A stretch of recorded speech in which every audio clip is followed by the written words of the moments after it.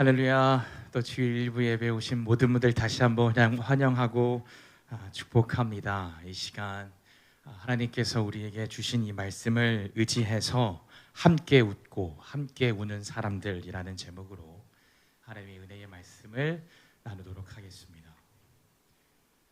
최근에 전 세계가 주목하고 있는, 그러니까 AI의 이 최앞에서 서서 주도하고 있는 사람, 그러니까 엔비디아 CEO 젠슨 황이 한국을 방문해서 한 예능 프로그램에 참여한 게 화제가 되었죠. 진행자가 이 젠슨 황에게 이렇게 물었습니다. AI가 있는 시대에 정말 필요한 인재상이 무엇입니까? 그랬더니 이 젠슨 황이 뜻밖의 대답을 하죠. AI 시대에 정말 필요한 인재는 남이 잘 되는 것을 진심으로 기뻐하는 사람입니다. 관용을 베풀고 또 남을 돕고 인격적인 사람이야말로 진짜 가치 있는 사람입니다 라고 대답을 했습니다. 이 짧은 인터뷰가요, 이 소셜미디어에 퍼졌는데 이 1000만 이상의 조회수를 기록하면서 정말 화제가 되었습니다. 엄청난 이 공감을 일으킨 거예요. 이 세상의 지식과 정보, 그리고 이제 AI는요 흔한 상품이 되었잖아요. 그런데 이 AI가 절대 할 수 없는 것, 그게 바로 휴먼 캐릭터, 인간성이고 함께 기뻐하는 공감 능력이다라는 것이죠. 제가 개인적으로 정말 존경하고 좋아하는 이 리더십의 대가 이 사이먼 시넥도 그에 져서 Leaders Eat Last, 그 책에 이 동일한 이야기를 했거든요. 흥미로운 이야기를 했습니다. 우리 뇌에는 이 여러 호르몬이 분비가 되는데 이 옥시토신이라는 이 물질이 분비가 될 때는 우리가 아무런 대가 없이 남에게 호의를 베풀 때, 그리고 서로 신뢰할 때만 생기는 물질이라고 합니다. 그런데요, 이 호르몬이요, 내가 직접 남을 돕지 않아도 누군가가 남을 돕는 모습을 본다면 그것만으로도 우리 안에 이 옥시토신이 분비가 된다라는 거예요. 여러분들 왜 지하철에서 어떤 한 청년이 어르신에게 자리를 양보할 때 우리가 그 따뜻함을 느끼잖아요. 그리고 어려운 상황 가운데 자기의 위험을 무릅쓰고 도움을 주는 그 사람을 보면서 우리가 어떻게 느낍니까? 야, 아직 세상 살만하네, 따뜻하네, 그런 걸 느낀다라는 거예요. 세상의 기업가 또 리더십의 대가가 결국 똑같은 진리를 말하고 있는 거죠. 함께 기뻐하고 함께 아파하는 것이야말로 인간을 인간답게 만드는 위대한 힘이다. 저는 이 두 이야기를 보면서 2000년 전에 예수님께서 그 세대를 한탄하시면서 했던 말씀이 떠올랐어요. 바로 우리가 읽은 이 본문 마태복음 11장의 말씀이거든요. 오늘 이 말씀의 배경은 이렇습니다. 예수님께서 가장 많이 사역하신 갈릴리 지역에서 예수님의 복음을 가장 많이 들은 사람들에게 가장 많이 거부당한 그 시점에서, 그 한복판에서 이런 비유를 하시죠. 오늘 본문을 다시 한번 볼까요? 16절 17절입니다.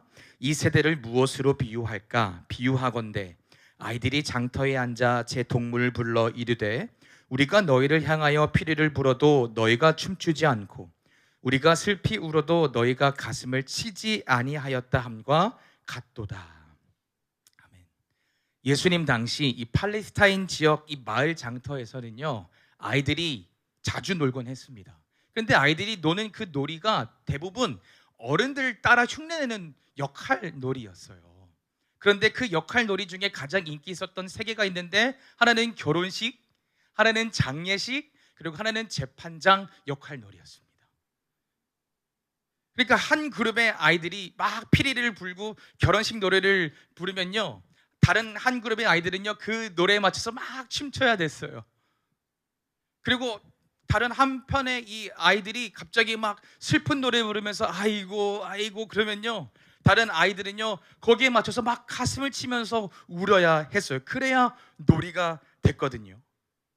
이 당시 이스라엘 문화에서 매일마다 들렸던 노래가 결혼식 기쁨의 노래, 장례식 슬픔의 노래였어요. 그러니까 아주 익숙한 노래였다라는 거예요. 그런데 이상한 일이 일어납니다. 피리를 불어도 춤추지 않는 거예요. 통곡을 해도 같이 울어주지 않는다라는 겁니다. 아무런 반응이 없는 거예요. 예수님이 이어서 이야기를 하죠. 18절 19절입니다. 요한이 와서 먹지도 않고 마시지도 아니하매 그들이 말하기를 귀신이 들렸다 하더니 인자는 와서 먹고 마심에 말하기를 보라 먹기를 탐하고 포도주를 즐기는 사람이요 세리와 죄인의 친구로다 하니 지혜는 그 행한 일로 인하여 옳다함을 얻느니라. 아멘.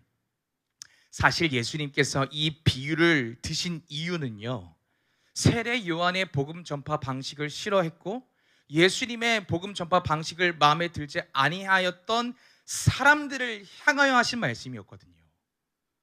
세례 요한이 왔잖아요. 그리고 천국의 길을 복음을 전파했잖아요. 광야에서 낙타옷을 입고 금식하면서 장례식과 같은 회개의 복음을 전했습니다. 그랬을 때 사람들의 반응은 뭐였습니까? 야, 쟤 왜 이렇게 오버해? 야, 나는 그렇게 못하는 줄 알아? 야, 보니까 세례 요한 쟤 귀신 들렸어. 거부한 거예요.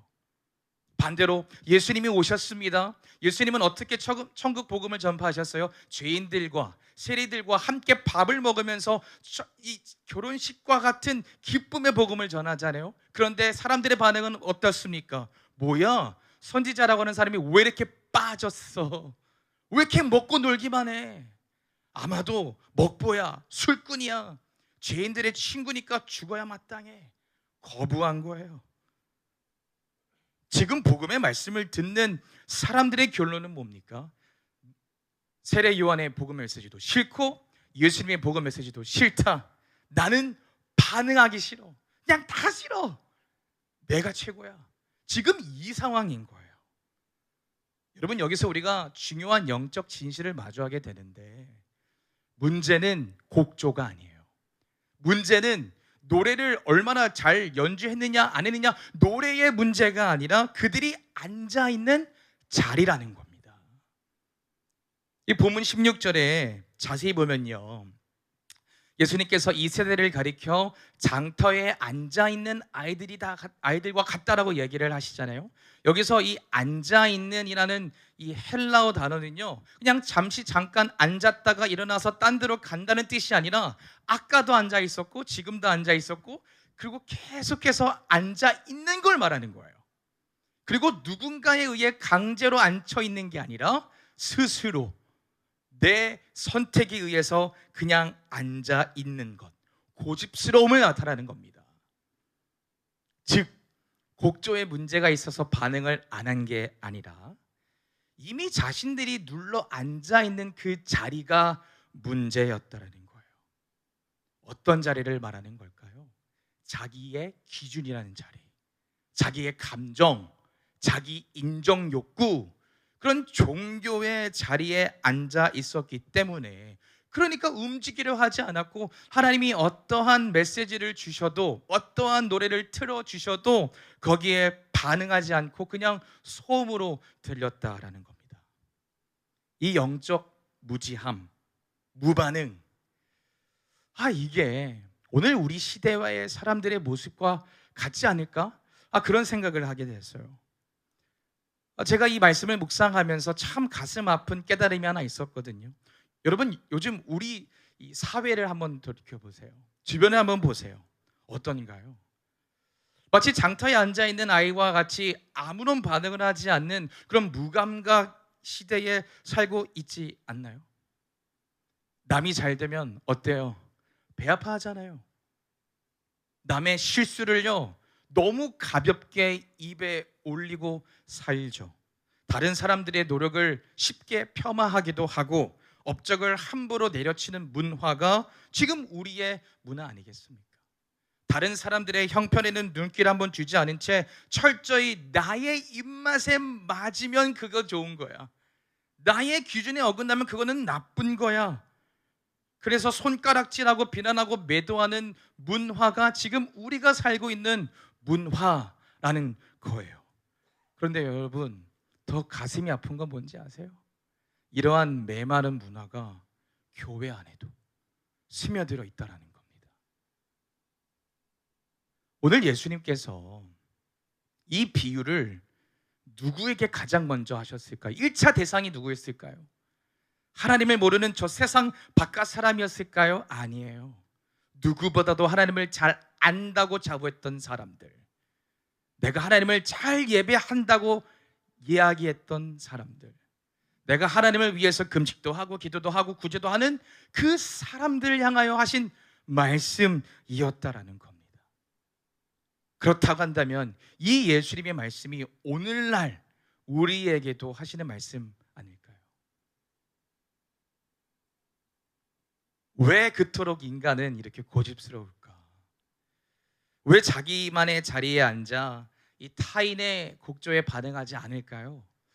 사도 바울은요, 이미 디모데후서에서 이 특징들을 이야기했죠.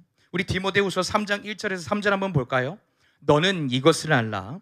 말세에 고통하는 때가 이르러 사람들이 자기를 사랑하며 돈을 사랑하며 자랑하며 교만하며 비방하며 부모를 거역하며 감사하지 아니하며 거룩하지 아니하며 무정하며 원통함을 풀지 아니하며 무함하며 절제하지 못하며 사나우며 선한 것을 좋아하지 아니하며.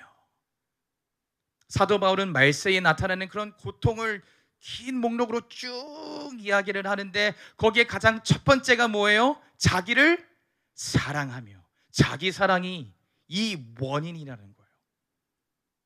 돈을 사랑하고 자랑하고 교만하고 무정하고 비방하고 비난하고 부모를 거역하고 감사하지 아니하고 이 모든 것들의 뿌리가 뭡니까? 자기 사랑이라는 거예요. 자기 사랑. 나의 기준이 옳다, 내 기준이 절대적이다, 나는 무조건 옳아, 이 자기 사랑, 하나님보다 나를 더 위에 두는 이 자기 사랑이 모든 비극의 시작이다라는 것이죠. 이 자기 사랑이 깊어지잖아요. 그러면 어떤 일이 일어나는지 아세요? 3절에 보니까 무정하게 된다라고 얘기를 합니다. 이 무정이 무슨 무정입니까? 자연스러운 그런 인간적 애정과 정이 사라진다는 거예요. 옆에 있는 사람을 신경 안 쓰게 된다는 거예요. 야, 나 이외에 그 누구도 나는 신경 안 쓸 거야. 타인의 기쁨 공감하네, 타인의 슬픔 그것도 공감하네. 내가 제일 중요해. 여러분, 지금 우리가 사는 이 시대는요, 끊임없이 이 자기 사랑이라는 바이러스를 주입하는 시대 아니겠습니까? 단편적으로 우리가 매일 접하는 이 스마트폰, 이 미디어는요, 철저히 도파민 자기 중심적 시스템이에요. 여러분, 그런 말 아세요? 스와이프 심리라고요. 여러분들 뭐 쇼츠나 릴스를 보면요, 이렇게 넘기잖아요. 이렇게 샥 샥. 이게 이제 영어로 스와이프이거든요. 그러니까 스와이프 심리가 뭐냐면요, 내가 싫으면 그냥 싫은 거예요. 그 찰나에 나에게 어떤 불편함, 불쾌감을 주면은 싫어요, 안 좋다라는 거예요. 참지 않는 그 시대예요. 더 빠른 결과물, 더 자극적인 그 느낌, 그 숫자. 그러니까 옆에 있는 사람을 자꾸 비교해서 내가 인정받아야 된다는 그런 비교, 이게 바로 세상이 말하는 도파민이고 행복입니다. 가슴 아프게 우리 교회 안에도 이런 게, 물론 우리 교회는 아닙니다. 제가 말하는 교회는 이 전반적인 교회를 뜻하지만 그 교회 안에도 사실 이게 스며들었다라는 거예요. 하나님을 예배한다고 이 자리에 나왔지만 그 이면을 자세히 들여다보면은 하나님이 아니라 하나님을 예배하는 나를 예배하는 거예요. 하나님의 은혜를 구합니다라고 하지만 나의 입맛에 맞는 나의 은혜를 구할 때가 얼마나 많은지요. 여전히 하나님이 아니라 나에게 집중될 때가 얼마나 많은지요. 여러분, 하나님을 예배하고 사랑하는 게 거기서 끝나는 게 아니라 이웃 사랑으로 이어지지 않는다면 우리는 결국 장터에 앉아 반응하지 않는 아이들과 다를 바가 없다라는 겁니다.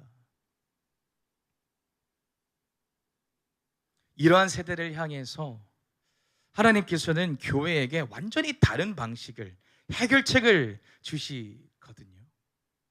로마서 12장 15절을 한번 볼까요? 즐거워하는 자들과 함께 즐거워하고 우는 자들과 함께 울라. 메마르고 무정한 이 시대에 하나님께서는요 완전히 다른 방식으로 우리에게 명령하시죠. 여러분, 이건요 권면이 아니에요. 너희가 해도 되고 안 해도 되고, 이게 아니라 명령이에요. 명령. 왜 믿는 자들에게 반드시 요구되는 이 명령을 하셨을까요? 죄송하지만 여러분들과 저 그냥 내버려 두면요 절대 자연스럽게 공감하지 않기 때문이에요. 우리의 본능은, 우리의 영적 기본값은 자기 사랑이지 하나님과 이웃 사랑이 아니라는 거예요. 제가 예전에 미국에 있을 때, 미국의 이민교회는 차세대도 이 두 개로 나눠지거든요. 영어부, 한어부. 제가 이제 영어부 교사로 섬겼을 때 일이었어요. 제가 한어부에서 자라서 졸업해서 영어부에서 교사로 있었는데 수련회 기간이었습니다. 한어부가 이제 먼저 수련회를 가졌어요.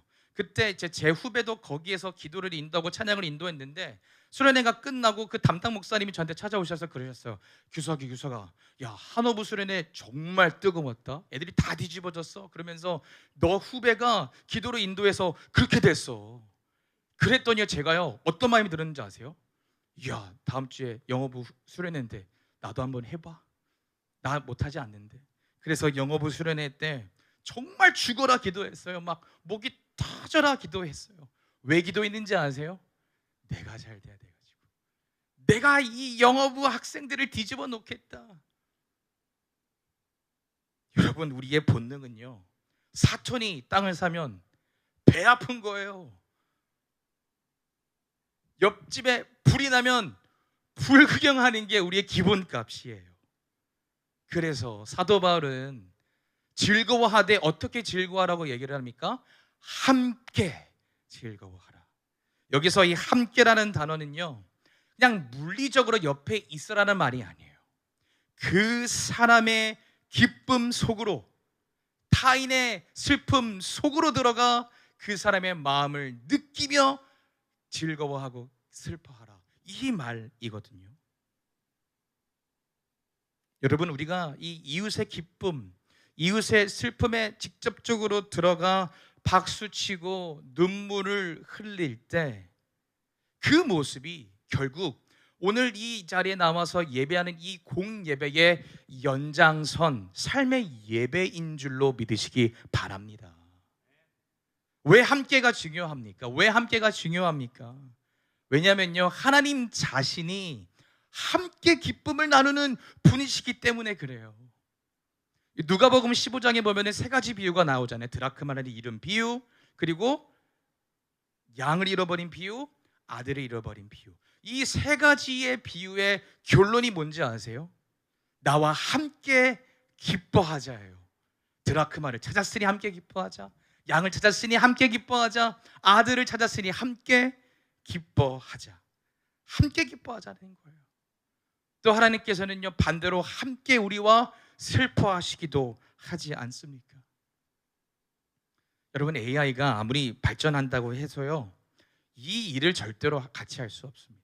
물론 AI가 메신저로 뭐 축하합니다, 아니면 애도를 표합니다, 어떤 정형화된 문자를 보낼 수는 있겠죠. 그런데 AI는요 1차원적으로 배가 아프지 않기 때문에 진정한 기쁨을 몰라요. 고통을 모르기 때문에 진정한 슬픔을 몰라요.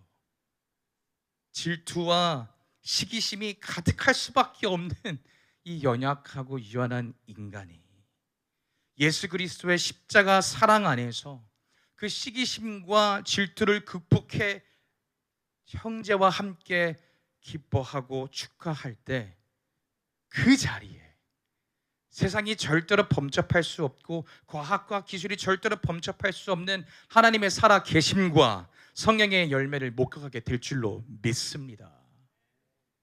자, 그렇다면요 이제 어떻게 해야 이 고집스럽고 무반응하는 우리의 이 자기 사랑의 자리에서 일어나 이 사랑의 자리로 옮길 수 있을까요?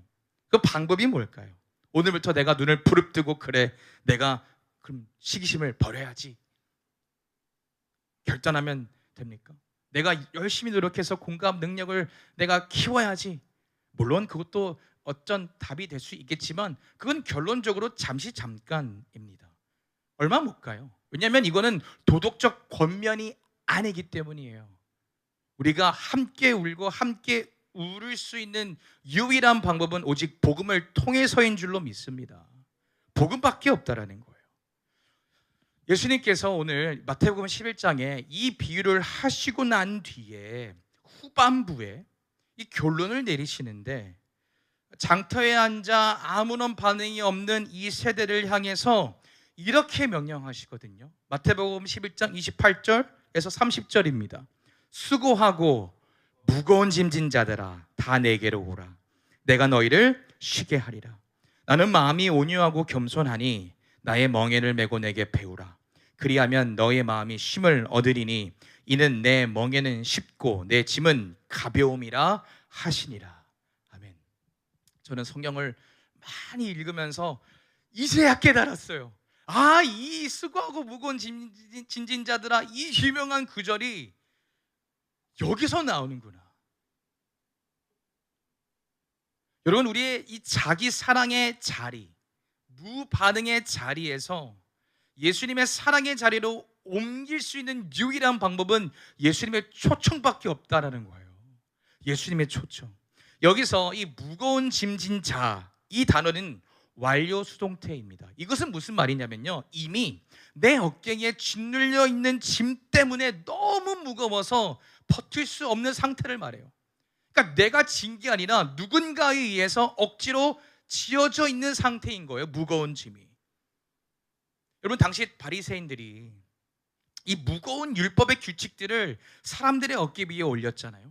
그래서 너희들이 이걸 안 지키면 너희들은 안 돼. 너희들이 이걸 무조건 지켜야 돼. 그러면서 바리새인들은 자신의 손가락 까딱 하나 안 했습니다. 오늘날로 치면요, 세상에 요구하는 그런 무한 경쟁의 짐, 야 너희들이 성공해야 대접받아, 그런 짐, 너 혼자 살아야 돼, 인생은 혼자야, 그런 인종 욕구의 짐, 그런 종교의 짐을 지고 있었던 거예요. 여러분, 어깨가 무거우니까 여유가 없는 거죠. 내가 지금 이 당장 이 어깨에 있는 짐을 해결해야 하니까 옆 사람의 신음소리가 안 들리는 거예요. 하나님의 음성이 안 들리는 거예요. 내가 숨이 가쁘니까 기뻐할 수 있는 여유가 없다라는 거죠. 예수님은 그런 우리를 향해 외칩니다. 다 내게로 오라. 내가 너희를 쉬게 하리라. 멍에를 메라 말씀하시죠. 유대인들에게 이 멍에는 아주 좋은 예시였어요. 멍에는 이 소 두 마리가 함께 묶여가지고 무거운 쟁기를 드는 도구였는데, 예수님이 너 혼자 메라가 아니라 같이 메겠다라고 초청하신 거예요. 그리고 예수님의 멍에는 쉽고 가볍다라고 말씀하시죠. 여기서 쉽다라는 뜻의 헬라어는요, 이 난이도를 말하는 게 아니에요. 은혜롭고 친절하며 나에게 딱 알맞는 멍에를 뜻하는 거예요. 얼마나 사랑스럽습니까? 예수님은 우리의 한계를 너무나 잘 아세요. 우리의 형편 너무나 잘 아세요. 그러니까 우리의 한 사람 한 사람의 어깨 사이즈, 호흡의 양, 그걸 다 고려해서 은혜 맞춤형 멍에를 매게 하신다라는 거예요. 쉽고 가볍다, 은혜롭고 친절하다는 뜻이에요. 우리가 이 율법의 짐, 이 증명의 짐, 이 종교의 짐을 내려놓고 예수님의 이 사랑의 멍에를 매게 되면요, 그제서야 비로소 우리는 영혼의 안식과 자유를 누릴 수 있다는 거예요. 왜요? 우리는 더 이상 이제 증명할 필요가 없는 거잖아요. 비교할 필요가 없는 거잖아요. 왜요? 우리는 영원히 예수님의 십자가 사랑으로 인하여 증명이 된 거예요. 그러니까 가볍고 여유가 생긴다라는 거죠. 갈라디아서 5장에 나오는 그 성령의 열매 두 번째가 뭡니까? 희락이잖아요. 기쁨. 여러분, 여기서 말하는 기쁨은요, 내 형편이 좋아가지고 생기는 그런 조건적인 기쁨이 아닙니다. 예수님과 함께 걸어가는 자들에게 성령이 위로부터 아래로 자연스럽게 주어지는 그런 초월적 기쁨을 말하는 거예요. 만약에 우리가 복음을 통해 이 예수 그리스도의 이 십자가 이 사랑의 멍에를 메고 진정한 자유와 안식을 누려서 우리가 이제 함께 웃고 함께 우는 복음의 사람들이 되잖아요. 그러면 어떤 일이 일어나는지 아십니까? 우리가 서로 사랑하고 우리가 함께 울고 함께 울 때 세상은 비로소 우리의 모습을 보고 하나님이 살아계신다는 것을 안다는 거예요. 이게 진짜 복음의 능력인 줄로 믿습니다. 여러분, 초대교회가 이 로마의 무자비한 그런 핍박 속에서, 이 차가운 현실 속에서 로마 제국을 어떻게 뒤흔들고 변화시켰습니까? 뭐 초대교회의 이 군사력이 많아져서 그랬었습니까? 아니면 초대교회 다니는 사람들의 영향력이 커져가지고, 아니면 초대교회의 교회 수가 늘어나고 교인 수가 늘어나서 로마 제국이 이제 교회 건드리면 안 되겠다 그래서 뒤집어졌습니까? 아니라는 거예요. 당시 로마인들은요, 세상의 방법과 전혀 다르게 사는 그리스도인들을 정말 비아냥거리고 비판했거든요. 그것 중에 하나 이 터툴리안이 썼던 이 표현이 있는데 이렇게 얘기를 합니다. 로마인들이 당시 그리스도인들을 보고 비아냥거렸던 말이에요. 이렇게 얘기를 합니다. 저들이 서로 얼마나 사랑하는지 보라. 이게 감탄이 아니에요. 쟤네들 저렇게 무식하게 사는 거 좀 봐봐. 손해보고 사는 거 좀 봐봐. 왜 이렇게 저렇게 바보같이 살아? 그 모습을 보고 비아냥거리는 거예요. 그런데 여러분, 복음을 살아내는 그 모습을 보고요, 로마는 무너졌습니다. 복음이 정말 그 제국을 변화시킨 거예요.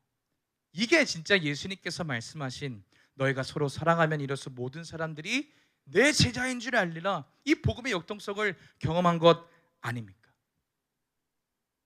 여러분, 우리가 함께 울고 함께 울자, 이게 어떤 단순히 교회의 모토가 돼서는 안 됩니다. 왜냐면요, 이거는 복음의 사람들이 자연스럽게 나타나는 복음의 반응이기 때문이라는 거예요. 언제 이게 가능합니까? 자기 사랑이라는 자리에서 예수님의 초청으로 인해 예수의 사랑과 멍에의 자리로 옮겨질 때에만. 간절히 바라고 기도하는 것은요, 피리를 불어도 춤추지 않는 이 시대에, 슬픈 노래를 불러도 같이 울지 않는 이 시대에, 자기 기준에만, 자기 입맛에만 찾는 이 시대에 예수님의 친절하고 은혜롭고 딱 알맞는 멍에를 함께 메요. 우리가 함께 사랑하고 함께 울고 함께 우는 그 모습을 통해 여러분들의 가정과 삶 속에 하나님을 증명하는 복음의 사람들이 되시기를 예수님의 이름으로 축복합니다. 결국엔 답은 하나입니다. 결국엔 답은 하나예요. 바로 복음이죠. 그 어떤 AI도 대체할 수 없는 그 하나님의 사랑을 증명하는 여러분들과 제가 되기를 간절히 바랍니다. 우리 함께 말씀을 생각하면서 찬양하고 그리고 함께 기도했으면 좋겠습니다. 찬송가 528장 예수가 우리를 부르는 소리. 예수님께서 오늘 우리에게 또 초청하시죠. 자기의 사랑에서 자기의 기준에 있는 그 자리에 일어나 내 자리로 와라. 예수님의 그 부르심의 음성을 따라 들으면서 함께 찬양하며 주님의 보좌 앞으로 한 걸음 더 가까이 나아가도록 하겠습니다.